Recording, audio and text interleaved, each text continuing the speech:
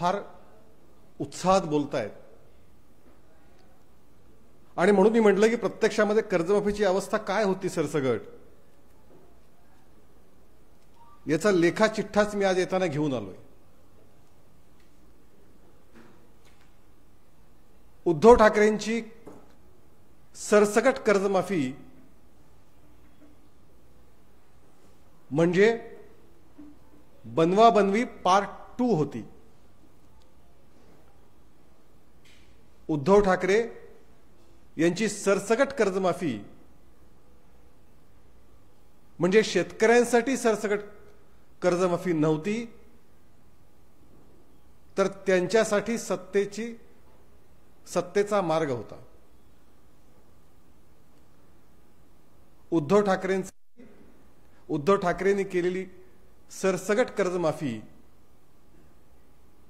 ही शेतकऱ्यांना धत्तुरा देणारी होती.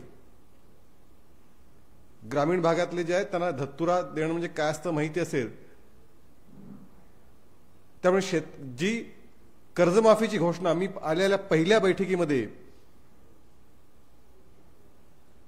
कर्जमाफी करेन, ती सरसगट कर्जमाफी ही उद्धव ठाकरेंसाठी सत्ता प्राप्ती होती, ही वस्तुस्थिती आहे. आणि म्हणून मी त्यावेळेचे सगळे GR घेऊन आलो. कशा पद्धतीने फसवाफसवी झाली ह्याचे GR सुद्धा त्यावेळेचे काढलेत आणि ती आकडेवारी सह इथे घेऊन आलो. खरं म्हणजे यापूर्वी केंद्रात शरद पवार कृषी मंत्री असताना आणि महाराष्ट्रात शरद पवार आणि काँग्रेस यांचं सरकार असताना एक कर्जमाफी झाली होती, पण त्या कर्जमाफीतनं शेतकऱ्यांचं भलं झालं नाही,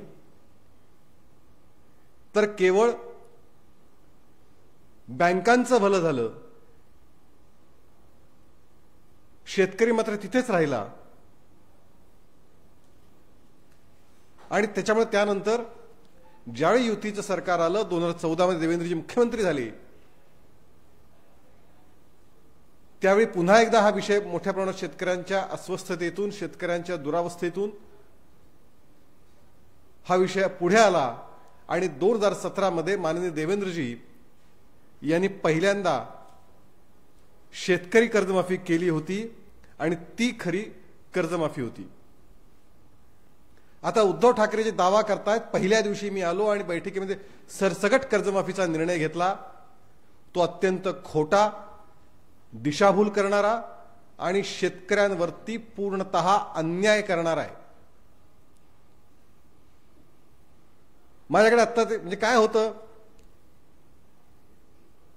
की ज्यांचं सगळ्यात महत्वाचं, आपल्या सगळ्यांना माहिती आहे की शेतकरी हे कर्ज नेहमी पुनर्गठित करत असतात. राज्यातल्या 70-80% अधिक शेतकरी काही ना काही प्रमाणात त्यांना पुनर्गठित कर्ज हे करावं लागतं. नेमकं अशा पुनर्गठित कर्ज करणाऱ्या शेतकऱ्यांना या कर्जमाफीतनं वगळण्यात आलं होतं.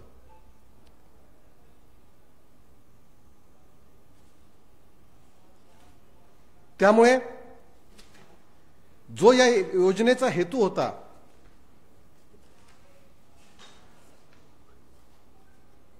की किंवा जो दावा उद्धव ठाकरे करतायत सरसकट कर्जमाफीचा, तोच फोल ठरतो.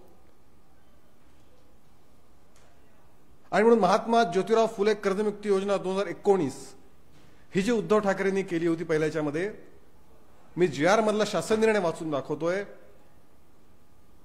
या योजनेअंतर्गत शेतकऱ्यातील 14/1/4/15 व 31/3/19 पर्यंत उचल केलेले एक किंवा एकशे जास्त कर्ज खात्यात अल्पमुदत पीक कर्जाची व्याजासह थकीत असलेली, परतफेड न झालेली आणि पुनर्गठित न झालेली अशा 2 लाखापर्यंतचं ज्याचं शेतकऱ्याचं उत्पन्न अल्प आहे यांना कर्जमुक्तीचा लाभ देण्यात येईल.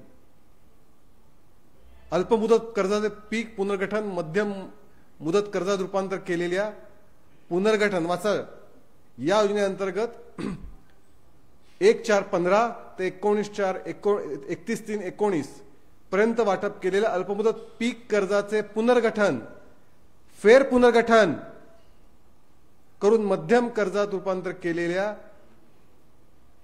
त्यांना लाभ याचा मिळणार नाही.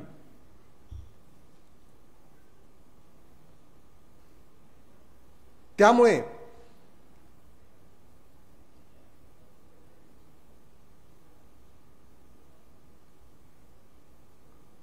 जो दावा आता मोठ्या प्रमाणात केला जातोय, तिसरं, सदर योजनेमध्ये अल्पमुदत पीक कर्ज खात्याची अल्पमुदत पीक कर्ज पुनर्गठन, फेर पुनर्गठन व कर्ज खात्याची मुद्दल 29/9/19 रोजी थकबाकीची रक्कम 2 लाखापेक्षा जास्त असेल अशी कर्ज खाती कर्जमुक्तीच्या लाभास पात्र ठरणार नाही. मुळात शेतकऱ्याचं कर्ज हे कमीच असतं, पण दरवेळी ते पुनर्गठित होतं काही याच्यामध्ये, आणि मग त्यातून ते कर्जाची रक्कम वाढत असते. त्यामुळे अल्पभूधारक असेल, भूधारक असेल, अशा कुठल्याही शेतकऱ्याला या योजनेचा फायदा मिळाला नाही. पहिल्या 2 लाखापेक्षा अधिक कर्ज असणारे सगळे शेतकरी, आणि आपल्या सगळ्यांना माहिती आहे की 2 लाखापेक्षा कमी कर्ज असणारे अतिशय कमी शेतकरी महाराष्ट्रामध्ये आहेत. 2 लाखापेक्षा अधिक कर्ज असणारे सगळे शेतकरी या सरसगट उद्धव ठाकरेंच्या सरसगट कर्जमाफीच्या योजनेतून बाद झाले होते, त्यांना फायदा मिळालेला नव्हता. या उलट देवेंद्र फडणवीस यांनी 2017 साली कर्जमाफी केली होती, त्याच्यामध्ये कुठल्याही पद्धतीचं, हे बघा म्हणजे फरक काय असतो. देवेंद्रच्या ह्याच्यामध्ये फेर पुनर्गठन करण्यासाठी किंवा ज्यांनी कर्जाचे पुनर्गठन केले आहे अशा शेतकऱ्यांना कर्जमाफी देण्याचा शासनाने निर्णय घेतला आहे.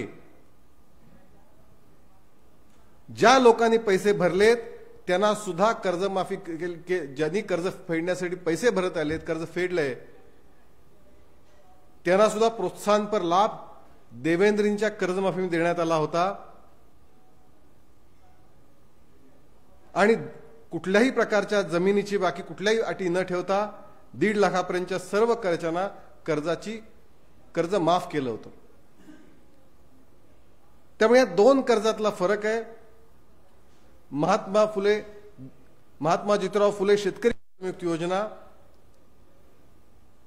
ही कर्जमुक्त योजना, त्याच्यानंतर पुढचा शासन जी आहे, ज्यावेळी शेवटी एकनाथ शिंदे ज्या घोषणा उद्धव ठाकरेंनी केल्या त्या घोषणा तरी शेतकऱ्यांना जे काही पात्र होते त्या शेतकऱ्यांना तरी त्याचा लाभ मिळाला का, फायदा मिळाला का? उत्तर नाही. पुन्हा एकदा मी इथे 22चा GR आणलाय. ज्यावेळी एकनाथ शिंदे मुख्यमंत्री झाले, महायुतीचं सरकार आलं,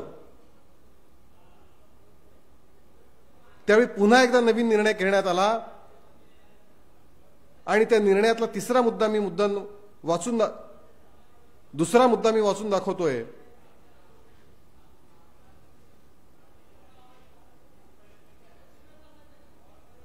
हा तिसरा मुद्दा, महात्मा ज्योतिराव फुले कर्जमुक्त योजना 2029 अंतर्गत अल्पमुदती पीक कर्जाची 50,000 रुपये प्रोत्साहन भरण्याची अर्थ म्हणजे ती घोषणा अधिवेशनात करण्यात आली होती. मात्र राज्याची आर्थिक घडी विस्तारल्याने सदर आश्वासनाची ती पूर्तता करणे शक्य झाले नाही. म्हणजे उद्धव ठाकरेंनी जी घोषणा केली त्या घोषणेची अंमलबजावणी त्यांच्या मुख्यमंत्री पदाच्या कार्यकाळामध्ये झाली नाही. ती अंमलबजावणी करण्यासाठी एकनाथ शिंदे यांचं सरकार यावं लागलं, महायुतीचं सरकार यावं लागलं. त्यामुळे सरसकट कर्जमाफीच्या वल्गना पुढच्या काळामध्ये उद्धव ठाकरेंनी यापुढे करू नये अशी आमची त्यांना विनंती आहे. आणि म्हणून मी काल असं म्हटलं होतं की ज्यावेळी तुम्ही मुख्यमंत्री झालात त्यावेळी तुमच्यामध्ये देण्याची दानत नव्हती, तुमच्या हातात संधी होती, पण तुम्ही GR इथं माझ्यासमोर सगळे आहेत, तुम्ही शेतकऱ्यांना धत्तुरा दिलात. आज ही वेळ आहे तुमच्या कृतीमध्ये कधीतरी तुमची उक्ती, उद्धव ठाकरे यांची उक्ती आणि उद्धव ठाकरे यांची कृती ह्याच्यामध्ये कधीतरी समन्वय दिसावा यासाठी म्हणून मी काल असं म्हणालो होतो की त्यांनी दसरा मेळावा रद्द करून तो तरी किमान पूरग्रस्तांसाठी काही आपली पूरग्रस्त शेतकरी आहेत त्यांच्यासाठी थोडीफार संवेदनशीलता दाखवावी. नाहीतर उद्धव ठाकरेंचं वक्तव्य म्हणजे बोलाचीच कडी आणि बोलाचाच भात अशी महाराष्ट्रात म्हण आहे, ती तेवढीच तशी राहील. काही प्रश्न असतील तुम्ही?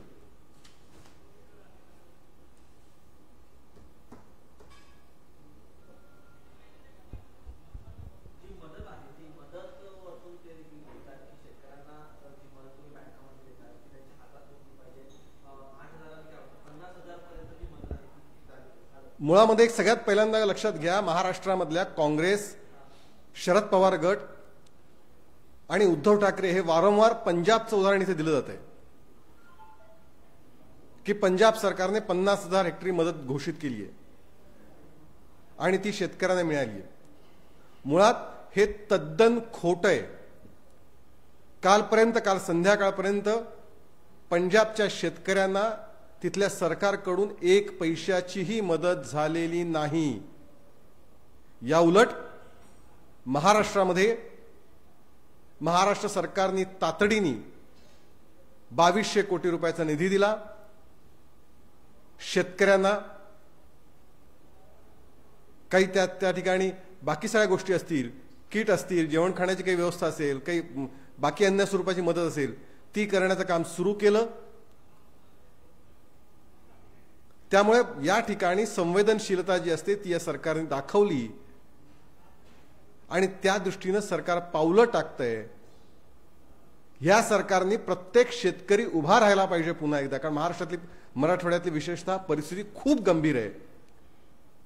अशा परिस्थितीमध्ये या महाराष्ट्रातला शेतकरी पुन्हा एकदा मानाने उभा राहायला पाहिजे. यासाठी सरकार शक्य ते सगळं करेल. पण आज सरकारवरती टीका करताना जे दावे केले जात आहेत ते दावे किती खोटे आहेत, किती खोकले आहेत हे सांगण्यासाठी ही आजची पत्रकार परिषद आहे की तुम्हाला तुमचा धर्म राधासुता तेव्हा कुठे गेला होता तुझा धर्म, हे उद्धव ठाकरेंना आज विचारण्याची गरज आहे.